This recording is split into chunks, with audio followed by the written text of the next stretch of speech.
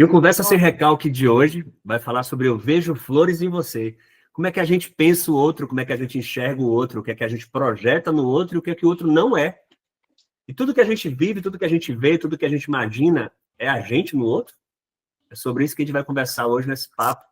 Uma psicanálise ao fundo, trazendo as nossas amigas e colegas, as mulheres divas, dona Juliana Dutra e Adriana Moura. Boa tarde, colegas. Boa tarde, Ricardo. Obrigada por ter me chamado. É um grande prazer estar aqui com vocês dois. Boa tarde, pessoal. Mais uma vez, e vamos que vamos. Gente, essa história sobre como a gente encara o outro, como é que a gente constrói o outro, como é que a gente imagina o outro. Nessa nossa contemporaneidade, isso é extremamente definidor ou não de laços afetivos, né? A gente vive numa superficialidade muito grande e a gente perde muitas vezes também a profundidade desses laços. A gente constitui laços de sobrevivência. Mas no meio dessa coisa toda, desse caos, também a gente consegue estabelecer laços sadios, que eu acredito que seja o que a gente esteja estabelecendo em algumas situações dentro desse próprio circuito universitário que a gente vive. Como é que vocês pensam essa questão desses laços, né, interrelacionais, esses laços que a gente estabelece em nossa contemporaneidade? Posso falar? Claro. Eu não imaginava que eles iriam existir. Assim, quando eu comecei meu percurso psicanalítico, eu achei que seria uma coisa solitária. E foi solitária por muitos meses. Mas depois, quando eu comecei a me encontrar com as pessoas, começou a acontecer tudo, né? Inclusive, quero falar para um colega que estiver aí do outro lado, que estiver estudando sozinho, vá procurar seus pares, que faz toda a diferença no percurso. E a gente encontra pessoas maravilhosas. Apesar de esse negócio aqui, de tela, de internet, criar uma imagem que não transmite, né, toda a realidade. E a gente cria castelinhos lá na nossa cabeça. E a gente tem que trabalhar em cima disso. E aí, Ju? Bom, primeiro depende do que é normal, né? Boa. O normal é bem subjetivo. Mas a Adri falou assim, é meio que vai caçar a tua turma, né? Vai caçar a sua turma. Só que engraçado que eu e Ricardo nos aproximamos, a gente não era a turma um do outro, não, tá? Mas Verdade. Nunca seríamos a turma um do outro. Se a gente fosse olhar as nossas vivências cotidianas, a gente jamais teria feito pares, né? Foi justamente por conta de uma fala da professora Gisele que ela falou assim, ó, vá conversar com pessoas que você nunca conversaria, vá fazer amizade, vá se implicar, vá se confrontar. A psicanálise é para isso. Ficar confortável não é a opção. Ela falou isso numa live de abertura de turma. E eu comecei a procurar essas pessoas que eram o total oposto de mim, né? Uhum. E pessoas que não faziam parte da minha vida social aqui, o real aqui em meu entorno. E foi uma das melhores coisas que me aconteceu, assim, eu aprendi muito, vi flor em muita gente, e tô nesse caminho, tô nesse percurso. Estamos. Eu fico pensando sobre uma fala sua, Adriana, agora, e concordo com isso que Juliana trouxe. Eu acredito também que jamais eu esperaria, e a partir da sua fala, inclusive, eu jamais esperaria encontrar numa jornada universitária, tendo em vista que eu já venho de 2 onde eu tive aula presencial, e nas quais eu não estabeleci vínculos profundos com alguns colegas, que numa universidade, com um curso EAD, eu fosse estabelecer vínculos bem saudáveis e bem sadios. Porque com todo o confrontamento, com todas as identificações e desidentificações, a gente suportar o outro nas suas diferenças e se aproximar dele, nos momentos que a gente identifica as mesmas angústias ou angústias que se raspam, ou nas mesmas qualidades, ou nos mesmos desejos, porque sim, eu acredito também que a gente se soma com nossos pares por conta disso, me mostra também um pouco, e eu não sei se de repente essa questão da virtualidade também é tão fictícia assim, porque nada segura a gente hoje, numa relação e numa vivência real, cotidiana, física, de que aquela relação estabelecida tá ok, vai ser sadia, e na virtual, porque é virtual, não vai estar. Eu não quero dizer com isso já de cara que toda relação virtual é sadia e que a gente não cria inúmeros personagens, como a gente também cria na vida real, só que na vida virtual o confrontamento é mais indireto e mais superficial, porque a gente muda, né? A gente desliga um botão e acabou tudo. Uhum. Mas eu tenho dúvidas sobre como a gente enxerga o outro nesse processo todo, diante do que nos leva aí até esse outro. Entende? Eu queria ler uma introdução aqui para esse papo da gente, que é de Freud. Vamos lá para trás, né? Vamos começar com o cara da coisa. Quando ele fala assim, Freud introduz o conceito da projeção já em seus textos sobre a paranoia e as neuroses. Essa é outra coisa que eu acho que a gente pode botar nivelado já, e a Juliana joga isso na minha cara o tempo todo, para a gente se unir, porque a gente é neurótico. 2 neuróticos juntos. Né? Então, acho que já pode começar junto. Ele adora contar nossas fofocas. Adoro, velho. Adoro. Não tem um ditado que diz que os neuróticos se atraem? Minha filha, aqui... Se tivesse outra pessoa, a quantidade de neurose que a gente tem sobraria, transbordaria para um outro ainda. Para formar uma terceira psique, de tanta neurose que tem. Então, em seus textos sobre paranoia e as neuroses, mostrando que o sujeito tende a atribuir ao outro aquilo que recusa em si. Então, ele cita, no livro Neurose e Psicose, de 1924, o mecanismo da projeção consiste em transferir para o exterior o que é sentido internamente, como modo de defesa contra o desprazer. E aí, na clínica, isso significa que o que vemos no outro é sempre filtrado por nosso inconsciente, nossas identificações, nossas fantasias, nossos recalcamentos. O olhar, portanto, nunca é neutro, porque vemos pelo prisma do desejo. E aí? Pensei muito, do dia que a gente se falou, Ricardo, até hoje, eu pensei muito sobre isso. Como é que a gente chegou aqui, Adriana? Conta aí pra gente chegar nesse assunto. Como é que a gente chegou nisso aqui, pra turma saber? Ricardo é tenso, tá, Adriana? Não fica achando que ele não conta, não. Ele conta mesmo.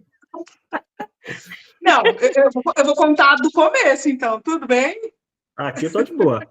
Gente, Ricardo é uma pessoa muito participativa nos grupos. E eu sempre via o Ricardo debatendo sobre todos os... Eu já vou começar tocando fogo nessa lei. Eu achei esse participativo meio amortecedor. Teve um recalque aí. Eu também, senti um recalque leve. Muito participativo, eu senti um amortecimento de palavras aí. O pé no saco, né? Ricardo é aquele pé no saco no grupo. Não, ele é muito atuante, né? Muito engajado nos grupos. Eu quero ser fina, gente. Muito engajado nos grupos. E eu pensava, eu vou falar o que eu pensava. Não seja fina, não. Sua tela até travou, Adriana. Sua tela até travou. Chuta o pau da barraca. Eu pensava assim, gente, por que... Mas não só o Ricardo, tem outras pessoas também. E eu sempre ficava pensando assim, gente, que necessidade é essa de estar falando ali sobre todos os temas, debatendo sobre tudo? Tá. Acabaria esse assunto. Que necessidade é essa? Chutou o pau da barraca. Ele já falou dele, ele já contou já no episódio do medo. Ele falou que é a síndrome do cachorro vira-lata. É isso aí. Então. E aí, o que acontece?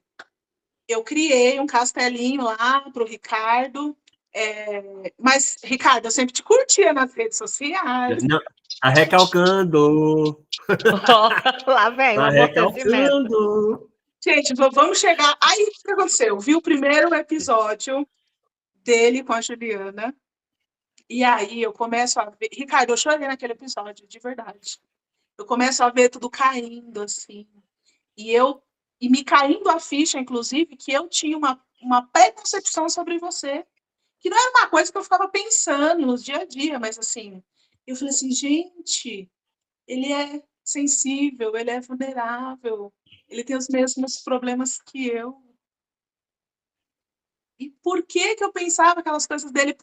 Como a Juliana disse na outra fala dela, você talvez fosse uma pessoa que eu não fosse me aproximar na vida.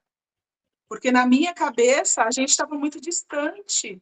Mas de um lugar que eu te acho intelectual, e eu falava, gente, não vou ter nem assunto para debater. Estou sendo muito sincera. E aí vi o vídeo, vai caindo tudo assim, vai estilhaçando tudo.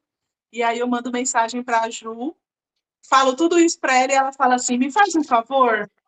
Só que antes, a Adri me trouxe algum assunto que eu não lembro mesmo, e eu falei assim, Adriana, sabe quem seria uma pessoa massa para tratar disso com você?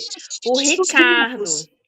Se aproxima dele, cola nele, que ele... Acho que alguma coisa de pesquisa que você estava fazendo. Do cartel, do lembra? Cartel. Eu falei, o Ricardo, o subtema do cartel, da parte do Ricardo é essa, cola nele e tal. E ela fez, tá. Tá bom. Não ia mandar. Até porque como ia chegar falando de um assunto, não ia. Aí vai pro vídeo e vai para tudo aquilo estilhaçando. E eu mando mensagem para a Juliana e a Juliana fala, me faz um favor, manda tudo isso pro Ricardo. Faz um favor, endereça lá para o endereço certo, esse CEP aqui tá errado, vai lá e fala com ele. Só que assim, eu mandei de um jeito tão... muito pá, né, Ricardo? Foi muito pá.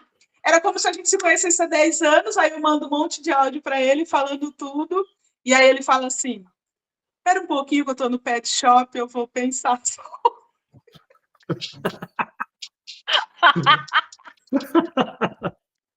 Mas eu usei uma palavra para tentar elogiar o Ricardo depois. Isso eu pensei muito sobre isso também. Eu usei uma palavra que foi arrogante. E depois eu me arrependi profundamente. Porque eu não te achava arrogante. Ou te achava, não sei.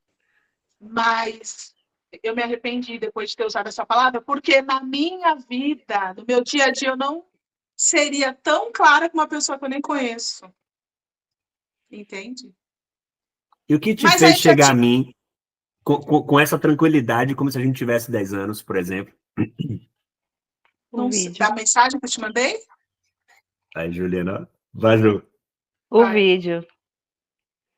A desconstrução que ela fez no vídeo, né? Foi. Mas mesmo assim não foi fácil ela chegar, não, porque eu ainda tive que dar uma insistida. Vai lá, Adriana, fala isso com ele. Ele precisa ouvir isso de você. Ju, mas é por isso, porque na minha vida eu fui uma pessoa que eu ouvi muita coisa desagradável em certos momentos. E eu não chego nas pessoas. Se eu não puder te fazer um elogio, eu não vou chegar para te fazer uma crítica de graça, não. Entendeu? Mas alguma coisa ali na situação com o Ricardo mudou. Mas a minha intenção era de falar assim, Ricardo, poxa, você não é aquela pessoa que eu imaginei. Você é um cara sensível, você tem as mesmas dores que eu, as mesmas vulnerabilidades. Ricardo, eu nunca conversei com você, não faço a menor ideia de como é você, e tudo que eu imaginei não é verdade, e a responsabilidade é minha, não é sua.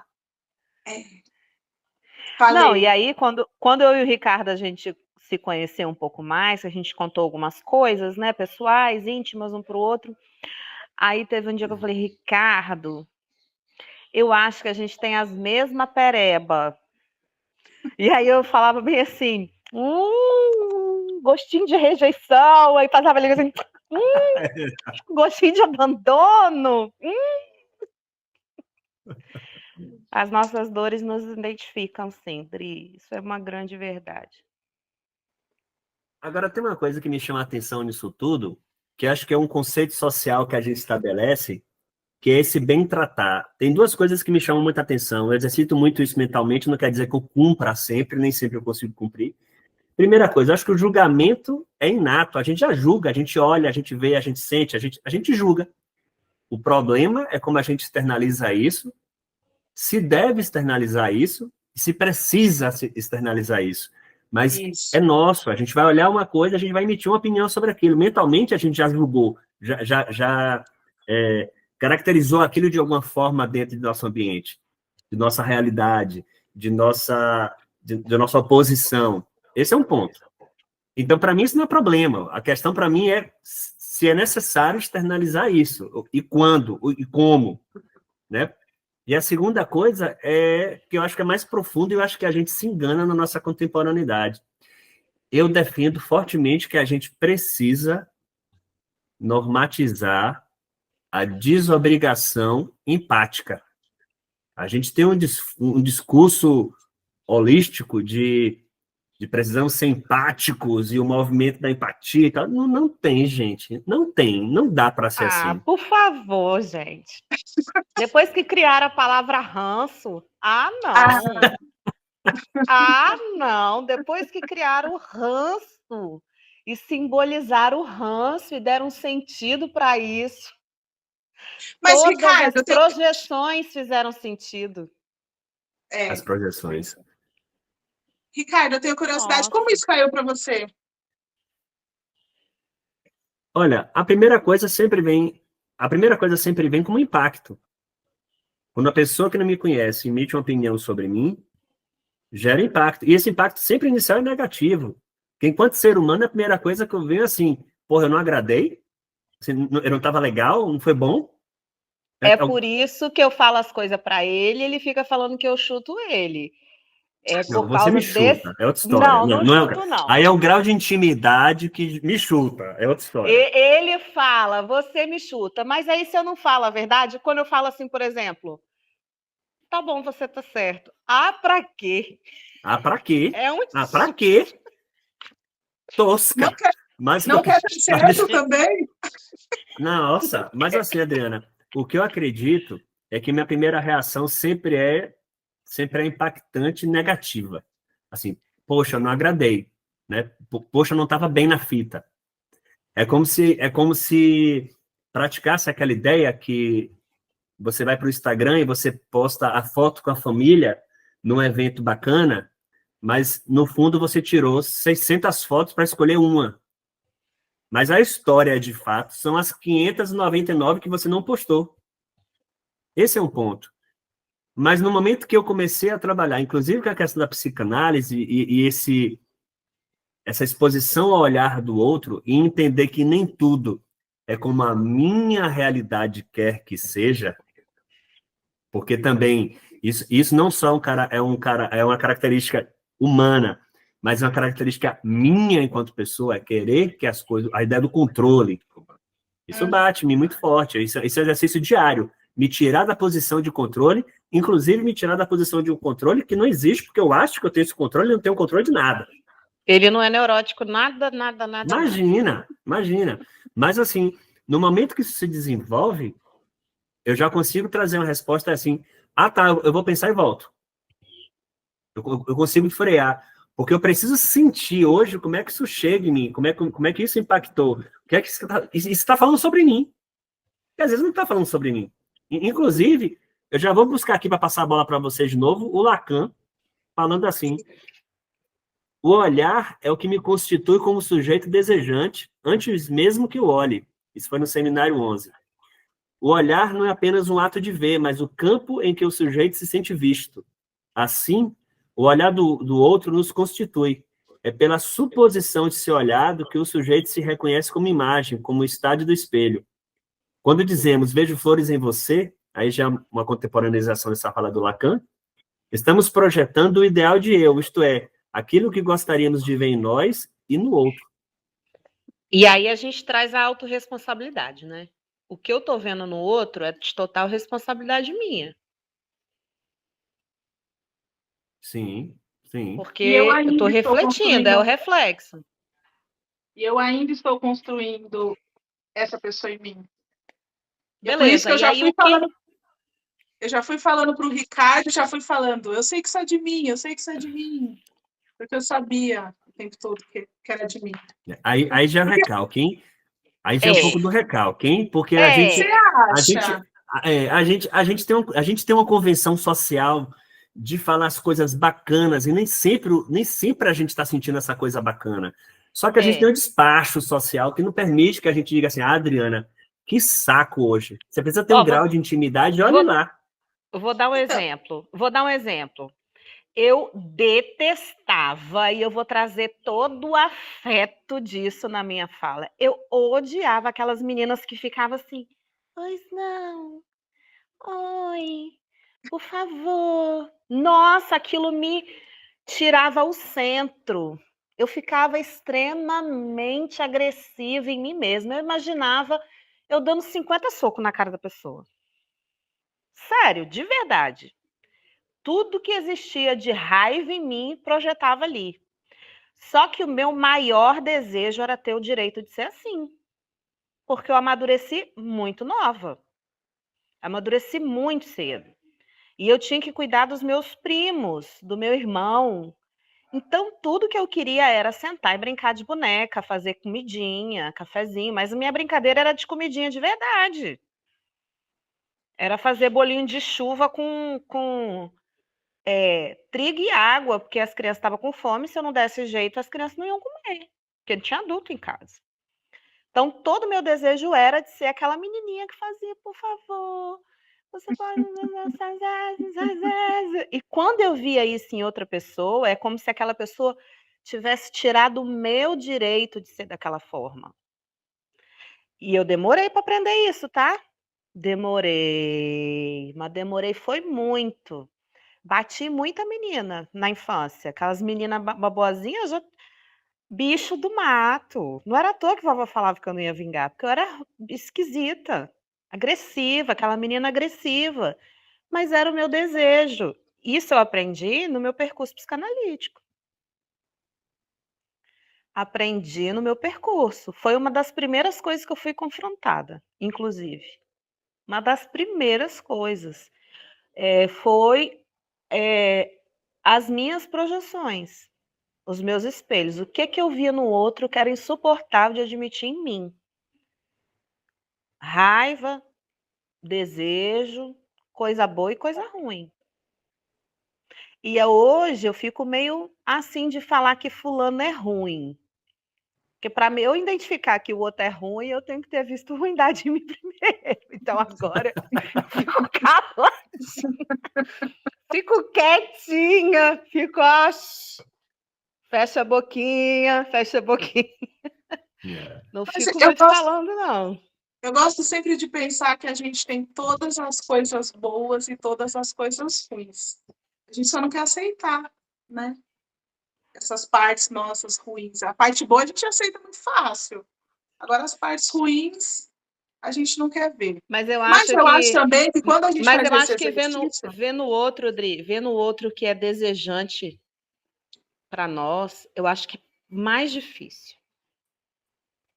Ver que o outro e a gente não, eu acho que ali é que mora o tal do ranço. Eu acho que é aí que mora o ranço.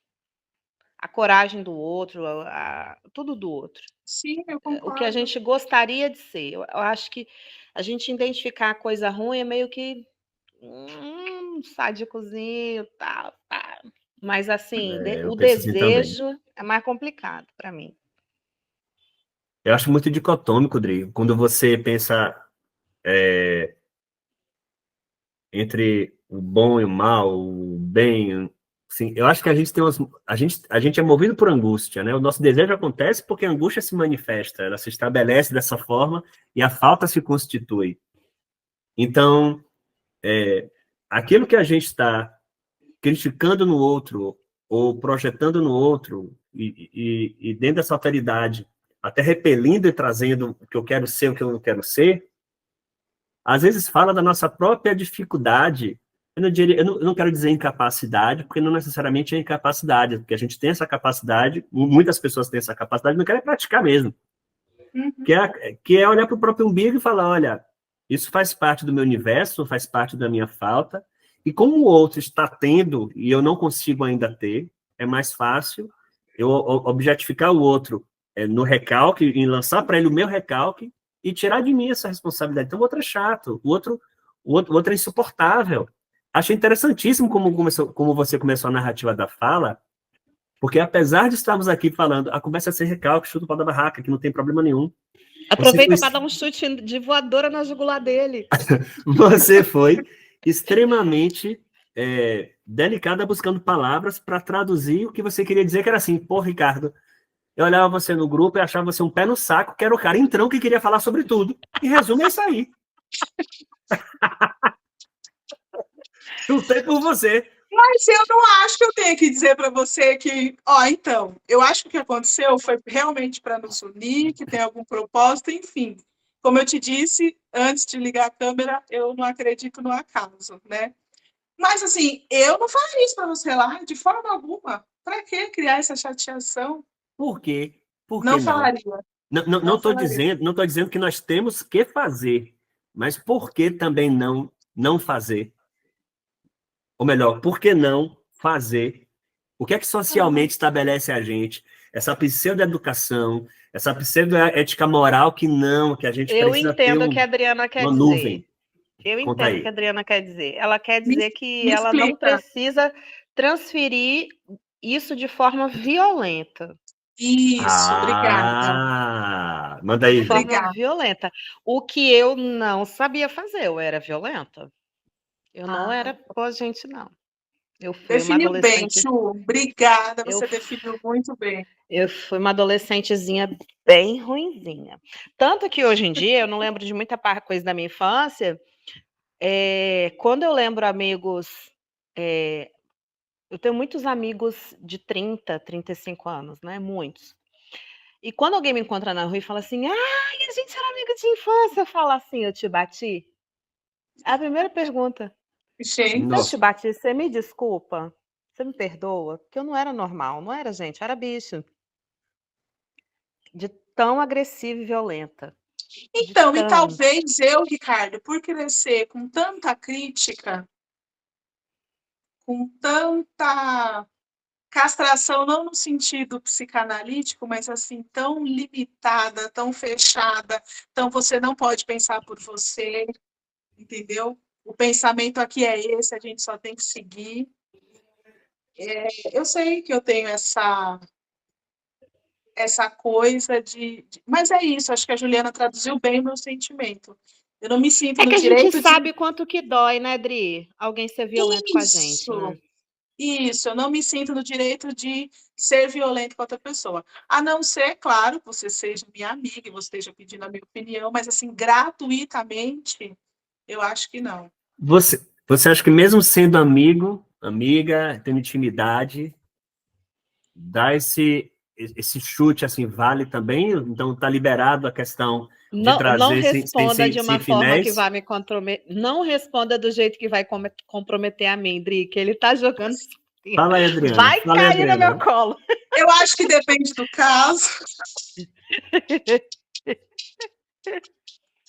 Eu acho que depende do caso. Eu acho que a Ju está traduzindo muito bem meus sentimentos.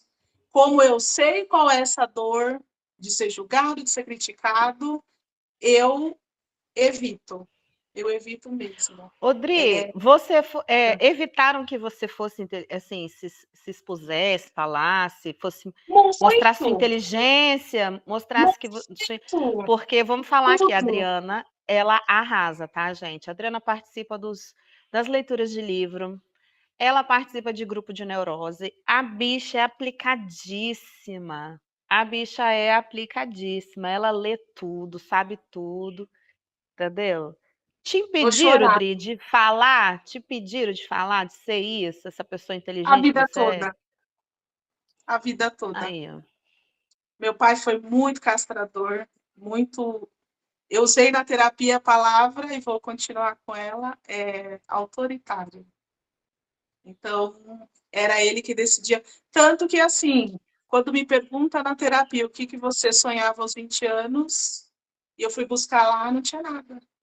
Eu não sonhava, porque não podia sonhar.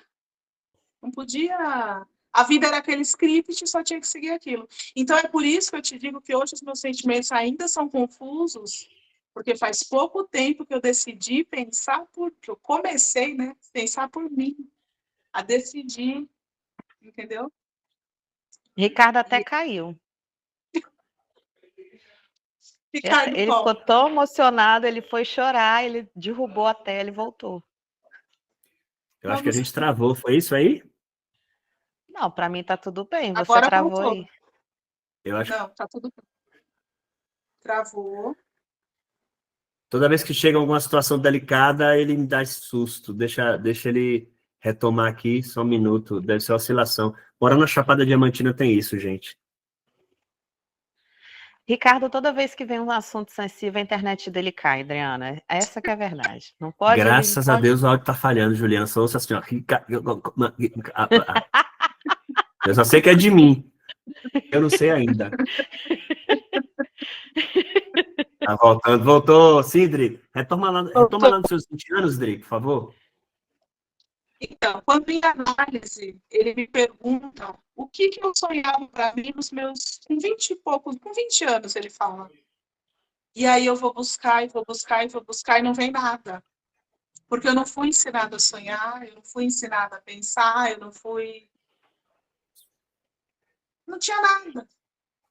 Você entendeu? Então, outro dia, eu estava falando num grupo com as colegas que muito cedo eu entendi a angústia.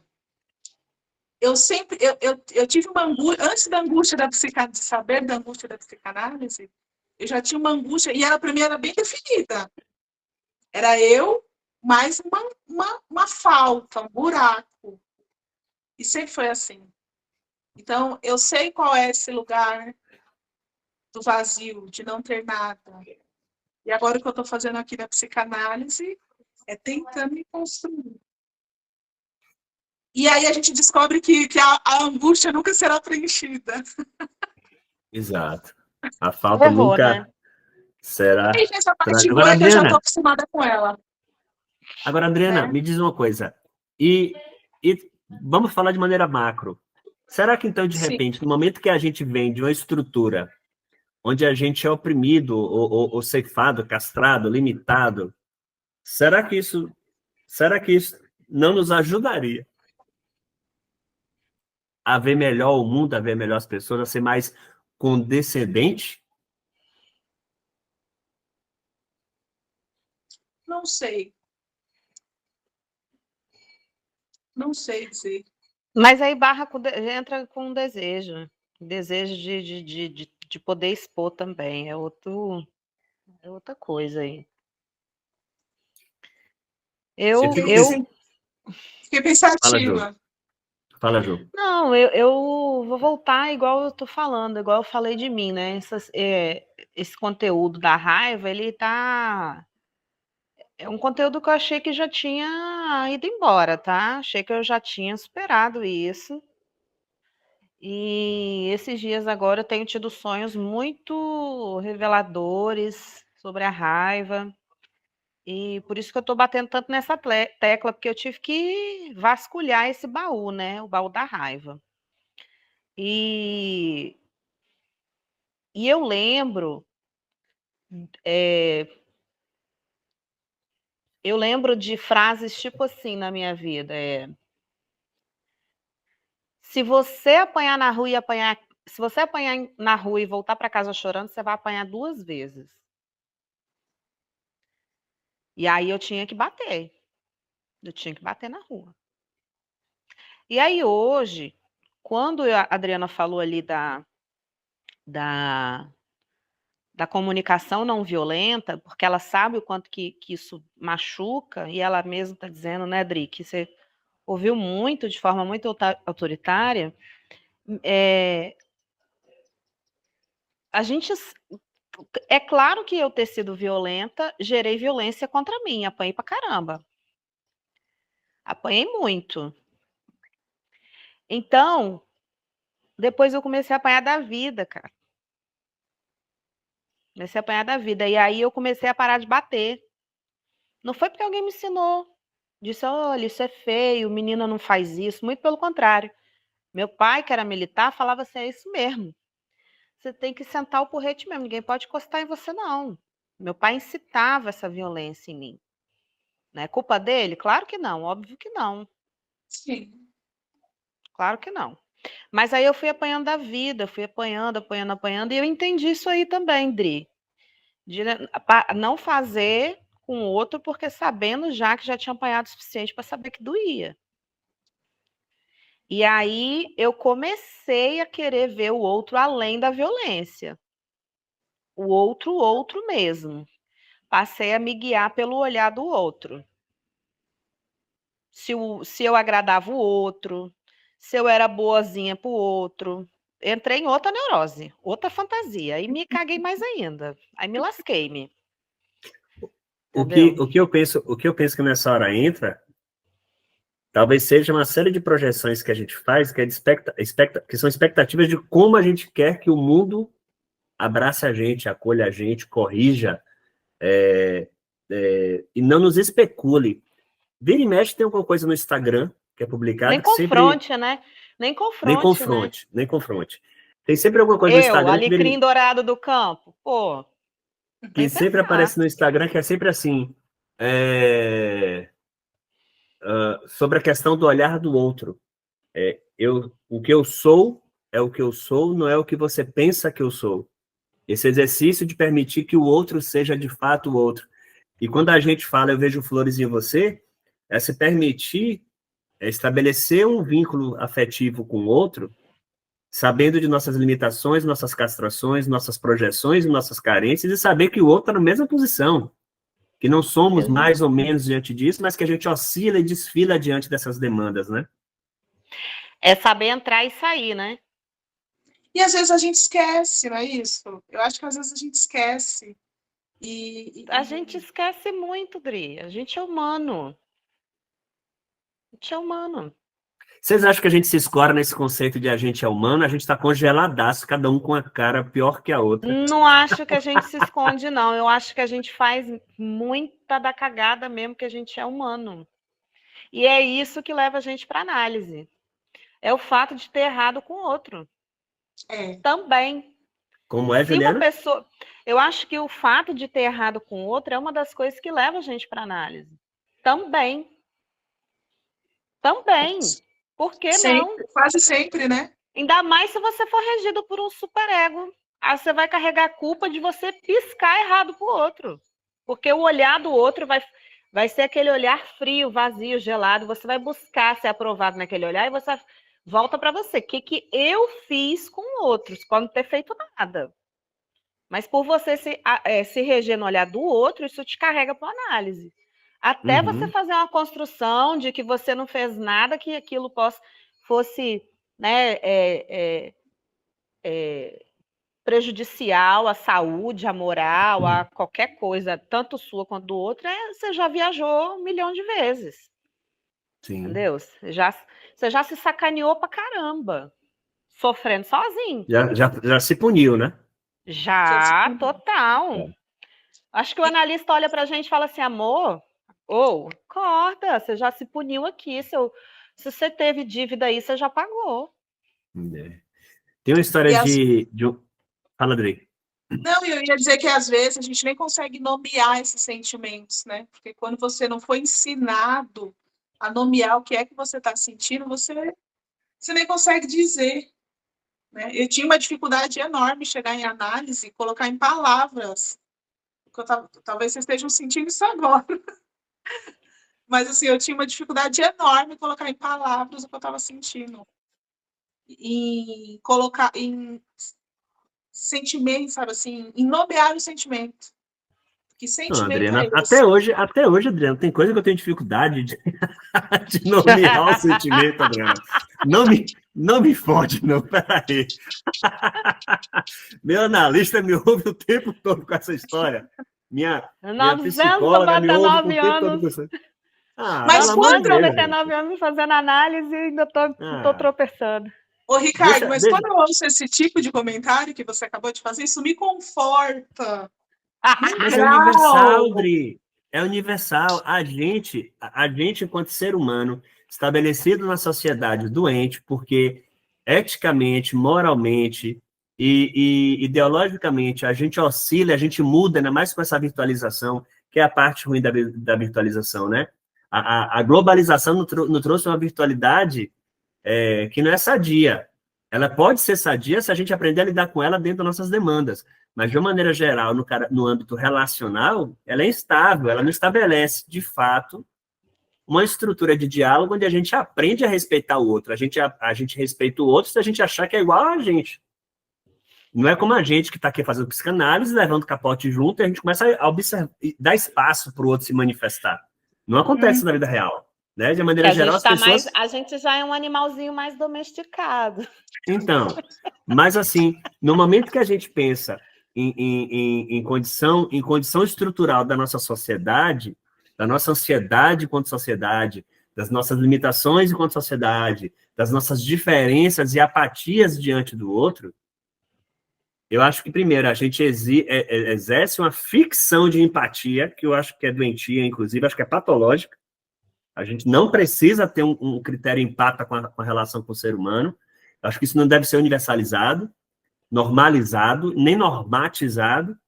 E segundo, a gente constitui aquilo que a gente vai no bolo da massa. A mídia nos influencia, a gente estabelece vínculos narcísicos, a gente se apaixona, a gente se conhece hoje, e a gente é o melhor amigo porque a gente gosta do mesmo jogo, e amanhã a gente não vai ser mais amigo, porque o meu mais novo amigo gosta de anime igual a mim. Então, assim, a gente muda o tempo todo.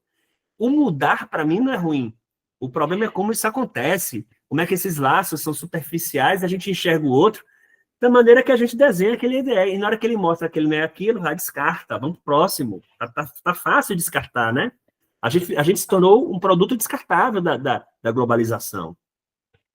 E, não, e outra coisa, o que impede a gente ver flor no outro, né? Qual é o muro que tem na nossa frente? Pô, boa pergunta. E aí, Ju? Qual é o muro? A gente não tem como não Eu acho que falar isso de. Ju, eu acho que isso é um exercício também. Não é só uma coisa que vai vir de dentro, não sei, eu acho que é um exercício também. A gente, é como o Ricardo falou, às vezes a gente na necessidade, empurrados a só criticar, a só julgar, a gente não vê a coisa boa, sabe? Não vê a parte boa. E quando a gente vê, muitas vezes a gente não fala. Muitas A vezes a gente, gente não a fala. gente tem um monte de muro hoje, né? A gente tem um muro social. Hoje a gente tem um muro eleitoral. Se o Isso. fulano vota no fulano e eu voto no ciclano, Ideológico político, né? não vejo flores em você. Se Não. você é de uma religião, para de se coçar, Ricardo. Para de se coçar. Porque eu vou me identificando.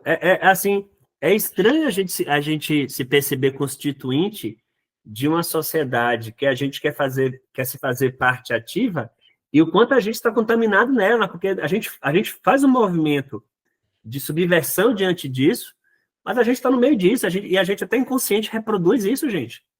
E quando o Ricardo falou de mudança, e quando você muda alguma coisa em você, na forma que você sempre levou a sua vida, aí vem, tipo assim, a pessoa não vai falar eu vejo flores, mas ela fala, tô vendo espinho agora. Você não era assim. Eu não quero te ver, ou simplesmente aniquila você fala e a pessoa ignora, a pessoa simplesmente anula. Tem uma história que tem aqui, de um filósofo pensador contemporâneo, Merleau-Ponty, que fala assim, em Fenomenologia da Percepção. Ele mostra que o olhar não é um simples ato de ver, mas uma forma de ser no mundo. Ver é entrar em um universo de seres que se mostram. O olhar é sempre corpóreo, situado e atravessado pela subjetividade. Assim, a gente reconhece que não há olhar neutro, porque o nosso olhar sempre é buscando interpretar alguma coisa que a gente não compreendeu direito. Quando eu vejo alguém espinhoso, eu aprendi. Eu chego com respeito. Porque é da natureza da pessoa ter espinho. eu posso só ver de longe e respeitar. Isso, como pessoa, eu posso fazer. Só Desculpa aprendi, interromper. Ricardo. Desculpa, Ju, vou pedir que você repita. Eu não sei se a gente está sendo gravado, porque aqui está oscilando a internet. Tá vermelhinho ali para mim, tá gravando. Para mim também. Para mim tá ali, tá de boa, tá de pé. Eu acho que só cai a imagem, Ricardo. Só não pode fixar em você vesgo. Do resto tá ótimo. Nós com a boca aberta, toda. A gente está sendo atravessado por essa internet que está nos corrompendo, não querendo que a gente se Sacanagem. mostre na conversa sobre o outro. Pois é, olha que absurdo, né? Que outro é esse que me invade? Que outro é esse que invade, exatamente. Deixa eu ver se melhora a conexão, gente. Eu vou ter que fazer pequenos cortes, talvez, no vídeo, se esses intervalos ficarem muito grandes, mas sem editar o vídeo, hein? Sem editar aquilo que a gente está conversando. Eu sei que quando a professora Gisele falou aquilo na live, eu escutei literalmente, pulo o muro. Pulo o muro. Entendeu? Eu acho que sim. Eu me sinto assim agora. Falando de mim do Ricardo. Ricardo tem uma religião, eu tenho outra. Nós moramos em cidades nada perto. Ricardo tem a vida ocupada, jamais viria aqui. E eu tenho medo de avião, jamais iria lá. Jamais é muito tempo. Não, amiga, tem coisa que eu não estou afim de tratar. O medo de altura agora, nesse momento, não está nesse lugar. Não é o assunto, né? Não vamos. Não vamos por aí, não. Tá. Deixa eu ver mais o quê? Religião. Eu nunca perguntei para quem que Ricardo vota, mas aí já não tem mais. Aí entra a coisa da Flor, já não importa mais, entendeu? Já conheci, já deu merda. Já foi. Eu pensei que ela ia falar já deu match, ela falou já deu merda. Não, já deu merda. É porque um dia a gente está super flores, no outro dia a gente está se castrando, no outro dia a gente chuta um ou outro, mas a gente continua firme e forte junto. Fica de mal uns 3 dias assim, a gente silencia uns 3 dias. Né? Assim. E aí depois a gente volta. Até porque, né?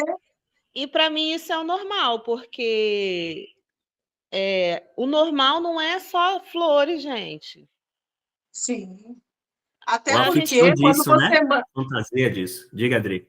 Até porque quando você manda para o Ricardo um bom dia, tudo bem, são 3 horas de debate dessa resposta. Eu não vou lembrar, não vou nem conseguir ver agora. Ele me mandou assim. Eu perguntei, oi, tudo bem? Aí ele respondeu alguma coisa. Você lembra, Ricardo? Você não vai lembrar, né? Não, e ele olha, me deu uma resposta. Eu anotei, pera um pouquinho. Não, quando gente estranha fala comigo, eu dou uma pausa, linda. Eu paro para poder ver o que é que vem de lá primeiro. É igual quando alguém me aciona no WhatsApp, quer falar comigo e coloca assim, bom dia. Eu calo minha boca e espero assim, continuo, siga, assim, vá adiante para saber o que é que vem por aí. Para ver se eu vou dar bom dia, eu vou ignorar, vou bloquear. Mas aqui, eu quero deixar registrado, ó. Eu falei, oi, Ricardo, bom dia. Um bloquinho de nota. Vai, Adri. Cara, vai. Aí, depois de muito debate sobre o que seria bom ou não, me vem essa seguinte resposta. As experiências são boas, apesar de nem todas serem desejadas para serem vividas. Ó, gente, fiz até um... Adriana. Não, essa foi a resposta dele. Essa foi a resposta que eu dei para ela. Ô, Ricardo, na sua vez, só dá bom dia, cara. Não era só falar que estava tudo bom, mas não. Aí eu falei, nossa, é mais do que isso. E anotei aqui, Ricardo, vou levar para a vida. Nossa, é mais do que isso. Mas perceba como foi importante. Adriana, mas perceba como foi importante. Mas perceba como foi importante que a gente chegou onde a gente está hoje, justamente por causa da mútua provocação. Isso eu acho também que é importante no estabelecimento das relações. A gente está numa contemporaneidade onde eu quero me relacionar afetivamente, mas eu não quero estar fisicamente com você. Eu estou aqui em minha casa, você está na sua, e aí a gente cria um clima sexual virtual, me masturba aqui, você aí acabou, tchau, e amanhã nem sei seu nome. Da mesma forma que a gente também tem umas codificações bem estranhas enquanto sociedade contemporânea. Se você não for boa o suficiente, estou nem falando de Winnicott aqui não, que tem a ver com a mãe, estou falando de outra coisa. Se você não for boa o suficiente diante das minhas expectativas e começar a não preencher meu checklist ali, você passa a estar fora do meu escopo de possibilidades. Você deixou de ser interessante. Então, a questão quando eu penso em ver flores, eu acho que tem mais a ver com a história de Han, quando ele fala assim, a gente precisa destruir o olhar e dar espaço para a margem sensível. E é assim que a sociedade contemporânea acaba se constituindo. É ir além daquilo que está no óbvio. Tanto que tem uma coisa também que a gente não fala, porque a psicanálise não abraça muito isso, mas eu ia perguntar para vocês, como é que a gente encaixa nisso? Porque eu mesmo pratico isso. Tem gente que eu não conheço, que eu olho, o santo não bate, não O vai. ranço. E aí, o que é que a gente faz com isso? Como é que a gente lida com isso? O que é Não que vocês acham? faz. Pra quê? O que a gente tem que fazer? O quê? Acho que não faz. Para com Mas é seu isso. colega de trabalho, e aí, o que é que você faz? Uma Que pessoa que Vai você lá não e vai deu. embora. Como é? Vai lá, trabalha, faz o que você tem que fazer e vai embora. Mas e os vínculos sociais, as estruturas sociais daquilo? Você não consegue conviver, por exemplo, com uma pessoa que você não suporta? Estou falando agora assim, e bem friamente. Não estou olhando pela perspectiva psicanalítica, estou olhando pela perspectiva do cotidiano da humanidade. Tem gente que a sua energia não bate. Tem gente que acredita nisso, eu acredito nisso Ricardo, também, por né? E aí? favor, Ricardo, se você me visse andando na rua com um saião até no pé e um coque, você ia falar comigo? É nunca, Ricardo. Ah, você Não sei, para. não sei, não sei. Ah, Ricardo, a gente é dividido, Ricardo, por tudo. A gente só Eu consegue ver flor entendo. no outro. A minha opinião é a seguinte: a gente só vê a flor no outro se a gente atravessar todos os sintomas que o outro tem. E eu aprendi isso com a professora Ana Lisete, já falei isso numa live da Ecos, que ela foi a pessoa que me ensinou na jornada acadêmica. Eu falei, eu chorei muito, eu chorei acho que uns 3 dias pelo que ela falou.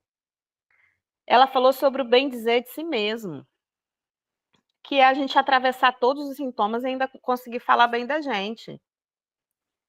E eu chegava na análise para falar mal de mim, de tanta culpa que eu tinha em mim. Chegava para falar mal de mim demais, que eu era isso, que eu era aquilo, igual eu comecei aqui. Eu era assim, eu era assado, eu era assim, não sei o que, eu era. Eu realmente era. Eu realmente era. Mas por trás daquilo tudo tinha um desejo, tinha uma menina que queria ser cuidada, uma menina que queria ser olhada, tinha uma menina que queria usar sainha e não ter que estar o tempo inteiro de bermuda, porque tinha que cuidar de um monte de menino, limpar a casa, viver numa casa onde existia abuso por parte dos adultos. Então, sabe, são coisas assim, você não pode usar saia. Tem aquele tio ali que você não pode confiar nele, mas você mora no quintal com ele. E eu queria, mas não podia, cara. Me tornei algo ruim, sintoma daquilo que eu vivia. Mas Quando eu consegui atravessar esses sintomas, eu comecei a ver flor em mim. Quando eu comecei a ver flor em mim, aí eu consegui ver a flor no outro. Porque se em mim só tiver destruição, só tiver morte, só tiver delírio, só tiver loucura, mano, só vou ver isso no outro. Ninguém vai prestar. Então sim. você defende que o outro, o nosso olhar para o outro é diretamente uma projeção de como a gente se vê? Como se fosse um espelho, Ricardo. Não tem como hoje. Se a gente, antes da análise, se a gente defende que a gente chega na análise como crianças, com sentimentos infantis, nós estamos lá projetando aquele sentimento infantil também, cara. Não tem como. Ok. E aí, Dri? Então, o que a Juliana falou sobre você não conseguir evitar certas pessoas, linka, de certa forma, com o que você tinha dito sobre não dá para evitar todas as pessoas. E o que você faz, né? O que você faz com isso?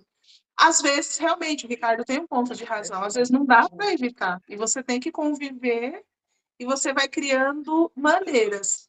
Mas, às vezes, você se machuca nisso. Às vezes, você passa em cima de você se você não tiver um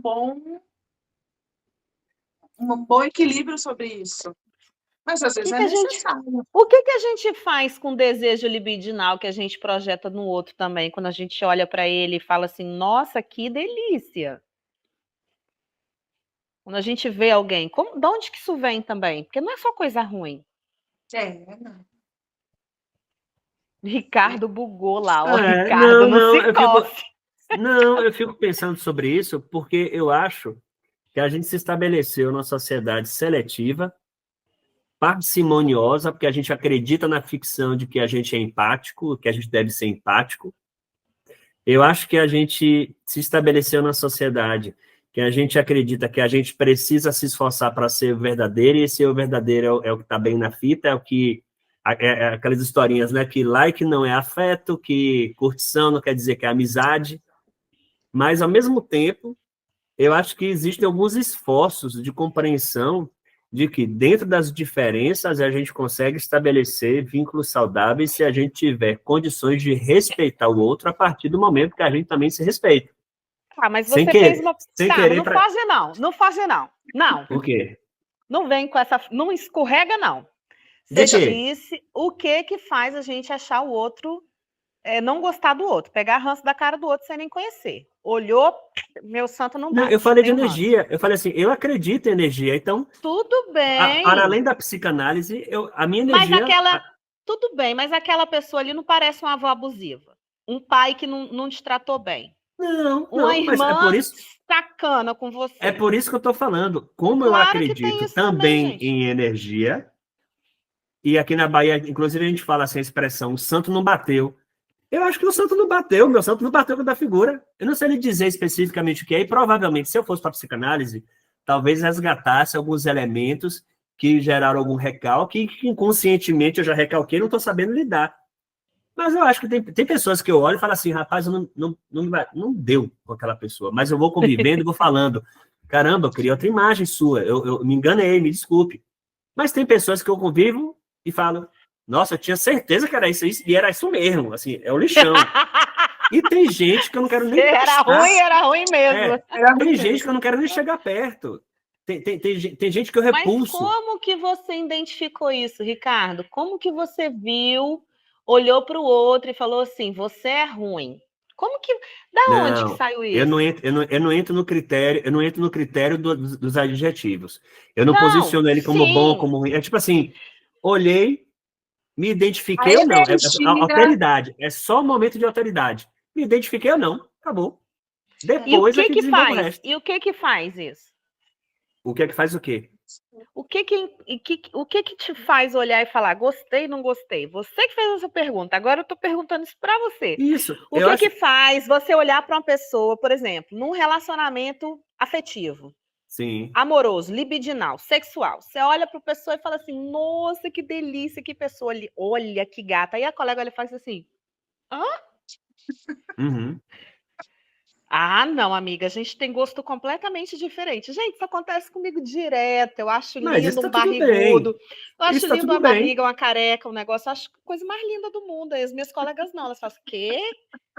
Aí eu fui investigar isso, da onde que isso vinha. Gente, da onde? Dos meus parentes, dos meus tios legais. Todos eles eram meio careca, meio barrigudinho, meio assim... Entendeu? Eu acho isso maravilhoso. Das nossas identificações afetivas da infância, é isso que você está dizendo? Exato, também. Eu acho que também. Eu não acho que é só isso. Eu acho que também até a desconstrução disso também, no momento que a gente consegue simbolizar, a gente muda esse padrão. Nem sempre a criança não pega e nomeia, sai nomeando tudo. Essa avó é legal, essa avó é ruim, esse tio é gente boa, esse tio aqui não presta. A gente olha para o outro e alguma coisa nele relembra. A gente meio que dá entendeu? Eu acredito nisso. Tem teoria para isso? Óbvio que não, da teoria das vozes da minha cabeça, é claro. Mas o seu que você falou assim, o seu é o que o Ricardo fala da energia que não bate. Entende? Não é a mesma coisa. Um dia eu passei... uma coisa assim que eu não esqueço nunca. A gente tinha uma vizinha que a minha família não gostava da família dela. Era briga de família. Eu nem sabia. Pô, eu me amarrava de brincar com aquela menina, aquela criancinha. Me amarrava de brincar com a criança. E a gente foi separada, a gente não podia brincar mais. Na fase adulta, toda vez que eu vi uma pessoa parecida com a mãe da menina, eu fazia... Cara, fui descobrir assim, análise, assim, numa lembrança que eu falei, caramba, não tô falando que a primeira coisa que eu tive que tratar foi os ranços, porque eu tinha ranço, gente, eu tinha ranço de existir, eu tinha ranço de abrir o olho. Se eu olhasse um mosquito, eu tinha ranço dele. Foi a primeira coisa que eu tive que olhar. E eu achei tudo em mim. Eu não achei nada no outro. Nada. Se eu te falar assim, pô, eu achei isso aqui no outro porque foi o outro. Não, eu achei em mim. Eram coisas que eu não suportava em mim, era coisas que eu não gostava em mim, era coisas que eu tive que. Eu vou falar, tá? Essa fase foi a fase de ralar a cara no chão, no asfalto, sair toda ralada no carrinho de rolimã, descendo sem freio uma ladeira. E eu desci e subia, porque toda vez que eu ia olhar, eu olhava alguma coisa que eu não gostava em mim. Fosse por parte de um desejo que eu não pude realizar, não pude cumprir, algo reprimido, fosse por algo que eu realmente tivesse identificado no meu próprio seio familiar. E isso para mim foi dificílimo. Pois Por foi. Mas isso que então você acha que toda repulsa que a gente manifesta, uma desidentificação com alguém, tende a ser uma projeção de alguma coisa que foi recalcada e inconscientemente a gente não está conseguindo resgatar, é isso? nessa bate de cara assim sem você conhecer a pessoa, Ricardo, sem a pessoa não ter te dado um motivo de você olhar e falar assim, essa pessoa, depois que eu conheci ela, moralmente, nisso, não concorda com a minha moral, não concorda com a minha ideia, não concorda com o meu isso, não é como eu gosto de viver. Depois disso tudo, só de você bater o olho e falar que você não gosta, cara, isso é seu, amigo. Amigo, por favor, Concordo, é concordo. seu. Acho que sim.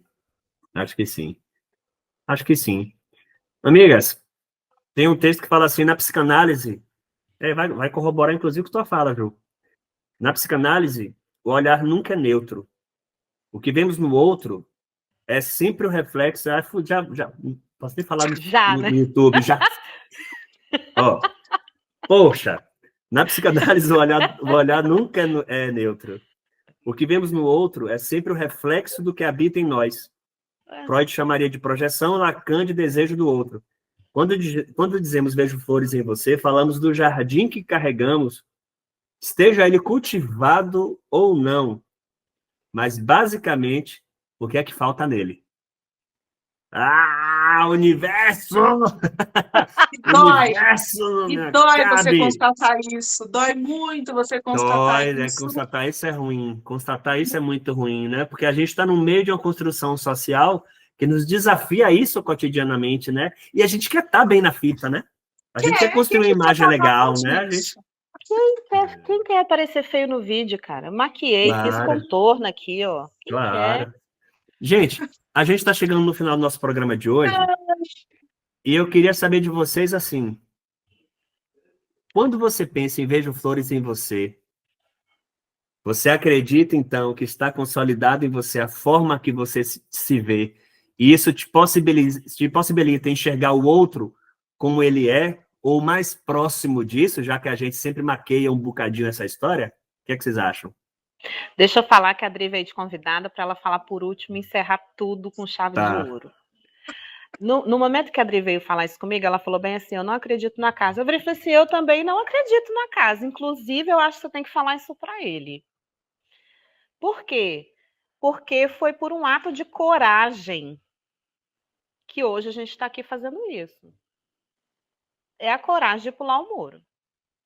Então, nem sempre a gente vai pular o muro e não vai cair em cima de um monte de espinho, mas vai ter vez que vai.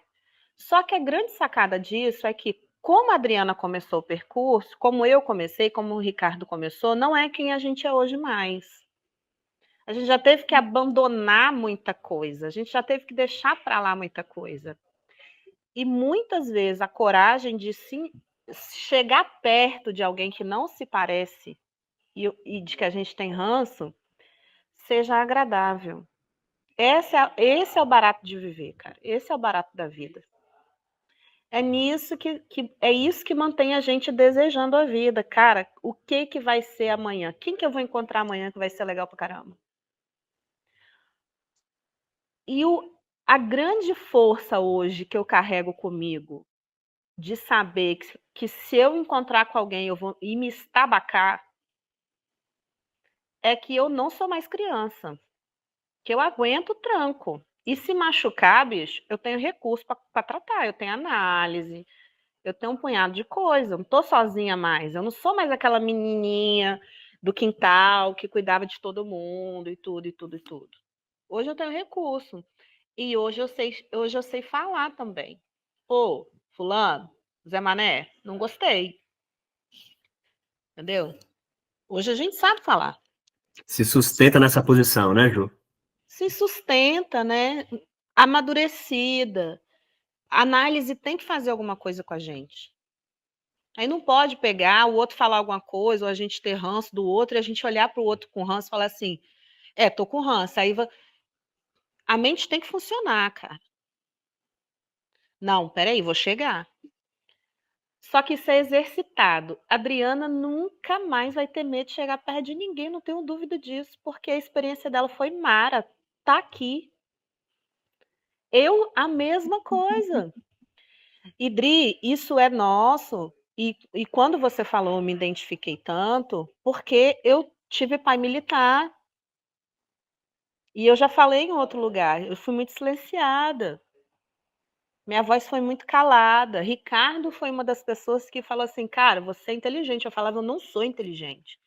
Cara, você é. Eu falava, não Eu não sou. falava, não, eu falo, sou inteligente pra caralho. E eu falo, eu não sou. Aí ele pega algumas coisas e fala assim, aqui, você falou isso aqui, isso aqui, isso aqui em tal dia. Eu falo, como assim que não fui eu que falei isso? Ele falou, foi você que falou.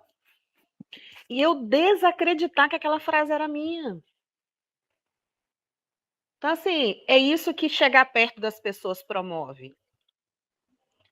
Promove transmissão de vida. A psicanálise é isso. Ao mesmo tempo, desculpa interromper, Ju, ao mesmo tempo que durante esse percurso, se em determinado momento você entender que aquela pessoa e você não estão conseguindo estabelecer uma relação sadia, um abraço. Também saber o momento de parar e não se submeter a seguir violentado, né? Porque tem relações de carência que a gente estabelece, que a gente se submete ali e o outro vai massacrando a gente. A gente também tem que saber dar esse corte. É isso aí. Eu acho que para mim tem sido um momento de muitas viradas de chave. Esse acontecimento entre nós foi uma grande virada de chave. Eu pensei muito sobre isso, sobre pessoas que eu estou segurando na minha vida e que eu deveria soltar, sobre pessoas que eu soltei e deveria ir lá e buscar de volta. E eu acho que é isso que a gente vai aprendendo, né? Eu pensei muito, muito, muito sobre isso. Eu nem quis me aprofundar em pesquisa, nada, eu quis deixar no coração falar mesmo, porque eu acho que foi assim, foi uma grande coisa. Foi uma atitude, eu sempre demoro muito para tomar uma atitude, e uma atitude que eu tomei gerou todo. A Juliana me falou isso, gerou todo um movimento. E estou aqui com vocês, gente. Que orgulho, que Oxe, felicidade. Dri, Oi. lê para mim de novo essa frase. Vou ler. Esse Ricardo, ele é antipático, né, bicho? Não, Fala, eu quero Adriana. registrar esse momento, é importante. As experiências são boas, apesar de nem todas serem desejadas para serem vividas. Ricardo Branco. Porque a gente precisa viver o que a gente precisa viver, não necessariamente o que a gente está afim de viver. Essa frase foi para mim, Dri, não foi para você, não. Foi para eu entender que eu precisava me desarmar para escutar você. Não porque eu já estivesse armado, mas como alguém que eu não conheço chegar em mim assim, eu falei, o que é que vem daí? Até porque eu falo com muita gente durante o dia e veja só, você conseguiu estabelecer em mim, inclusive, um parâmetro de fala. Não consigo praticar isso ainda, gente. Eu falo pra caramba. Eu não consigo me isentar de me posicionar diante das coisas. Isso fala de mim, obviamente. Mas, no momento que você trouxe isso, eu comecei a ponderar, e ainda estou só na ponderação, assim, quando, quanto e para quem eu preciso falar. O que preciso falar, sim. Tem horas que eu posso só ver e passar batido. Eu não preciso ser um intrometido de tudo, entendeu? Que foi essa primeira impressão comigo. Tá querendo sair da síndrome do cachorro vira-lata, que tudo É tem isso que aí, latir. Ju. E É isso aí. talvez eu precise deixar de passar mais batido e me posicionar mais. Porque participa de todos os grupos de estudo. Então, você que está nos ouvindo, a Adri é uma enciclopédia. Se você quer saber da teoria, você pode ir lá, que ela já leu N livros. Chama a Adri, faz igual ela fez, faz um movimento. Quem sabe esse movimento não faz coisas maravilhosas e vocês vejam flores em vocês. Ai, que coisa mais linda, gente! Amigos, a gente está terminando hoje a nossa conversa conversa sem recalque. Conversa em recalque, não. Conversa sem recalque. Sem E eu vou recalque. pedir para vocês já que curtam, nunca lembro de falar isso, mas eu vou falar, se inscrevam no canal, vem mais papo bom por aí. Se inscrevam, curtam, compartilhem, repostem, tragam seus comentários também para que a gente também possa saber o que é que vocês pensam sobre tudo isso. E para terminar nossa conversa de hoje, inclusive já vou dizer para vocês, talvez aconteça de alguns trechos do programa serem cortados, porque eu fiquei na dúvida agora se a internet ajudou ou não, e não vai ser de edição, por conta de alguma fala, vai ser para edição de necessidade de vida eu mesmo. Mas eu gostaria de terminar mais uma vez apresentando meus colegas e que elas falassem como é que elas são achadas, tanto a Adriana Moura quanto a Juliana Dutra, e agradecer demais pela presença nesse papo com essas mulheres incríveis. E aí, Adriana e Ju? Estou lá no Instagram, PC Adriana Moura, tenho Moura Adri também, @MouraAdri. Estou aí construindo meu percurso psicanalítico, com mais dúvidas do que respostas. E muito obrigado por você ter me convidado, por a Ju estar aqui comigo. Obrigada, gente, eu amei. Obrigado. E você, Ju? Juliana.dutra.psic, Instagram. Só ir lá e seguir, tá tudo certo, tá aberto. Ju, você está com a agenda aberta, não está de atendimento? Tô e não tô, né? Os horários estão bastante cheios, está bastante movimentado, Tá não? cheio, e eu vou entrar agora nesse período de dezembro, que para mim aqui, né, no estúdio é bem animal mesmo, bem selvagem. Os horários é 16 horas por dia, então eu vou, de fato, me dedicar mais a atender a partir do ano que vem. Esse ano eu ainda preciso cuidar de algumas coisas, preciso encerrar algumas coisas para que eu vá de vez aí para liberar horários durante o dia, né? Perfeito. Tris, você está atendendo já? Não, ainda não. Eu creio que você vai ser super dinâmica quando atender, outra sabia? bandeira, atende Dri, atende Acho que Dri, outra bandeira. acho que você, quando buscar mais essa perna do tripé e se autorizar, vai ser muito bacana. Eu acho muito positivo a gente conseguir dar cara a tapa e vamos lá ver o que é que vai acontecer. Ai, obrigada. E a psicanálise é isso aí. Amigas? Gente, nossa, eu queria deixar um último comentário. Como eu estou encontrando pessoas que me encorajam. Como isso é bonito. Quero encorajar, eu quero ver flores em muitas pessoas. Através do que vocês têm feito comigo, tomara que eu possa retribuir isso para outras pessoas. Obrigada, gente. É muito valioso. O que a gente passa, o que a gente aprende, Dri, é útil para alguém. Você pode ter certeza disso. Sem a gente dúvida. é útil. E hoje eu posso dizer, eu vejo flores em vocês. Que lindo, gratidão, obrigado. Vou falar gratidão, não é que a turma de psicanalista fala assim, é gratiluz, gratidão, obrigado, namastê, por aí vamos. Gratiluz, é gratidão com luz, iluminação, paz e amor. A turma holística, velho, tem que dar espaço para a turma holística também, não tem nada a ver com psicanálise. Namastê, Haribo e por aí vai. Amigas, um grande abraço e até nosso próximo Conversa Sem Recalque.